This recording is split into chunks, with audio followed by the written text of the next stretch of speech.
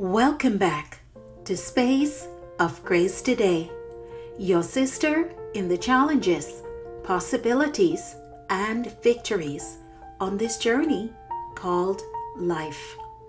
Our hope is that you will find wholesome morsels that will whet your appetite and leave you thirsting for more of God. Easier said than done. So right around December 29th, many of us made all kinds of plans as the new year rolled in. The favorite bucket list item was making a commitment to shave off some of the weight we gained during the holiday. We got all fired up as January 1st of the new year set in. Day 1 started off with a bang. Day 2 through 5 followed in like manner. As the treadmill kicks into high gear, we suddenly hit a plateau. Now we're struggling to go the distance to week 3. After dragging through week 3, week 4 hangs in the balance, and all weight loss plans are quickly forgotten. So what happened? Well, like the story of the hare and the tortoise, in excitement we took off without ever counting the cost or pacing ourselves for the long distance race of shedding those pounds. By setting the bar too high, we, the participants, were unable to even come close to reaching the goal. According to Proverbs 16, verse 19, a man's heart plans his course, but the Lord determines his steps. He devises the best methodology for a task to be accomplished. There is no one-size-fits-all in his economy because we are all uniquely different. Friends, that is why it is so important that we need to first sit and decide what works for us and carve out a reasonable goal or plan to achieve success. When we overextend ourselves, setting unrealistic expectations, we set ourselves up to fail, leaving no wiggle room to recover from any pitfalls.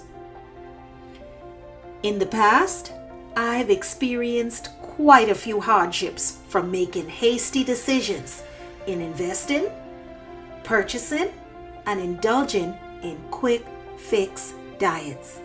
Anybody know what I'm talking about? We injure ourselves mentally, right? Financially, emotionally, and sometimes physically, right? When we fail to factor in all of the elements in the equation. I recall having to drop a class because I was overly ambitious in projecting my schedule. I thought that I could balance, listen to this, 3 classes, a full-time job, navigating 4 children,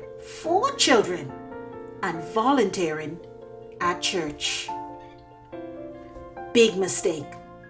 I ended up withdrawing from the class to avoid an academic skid mark on my record.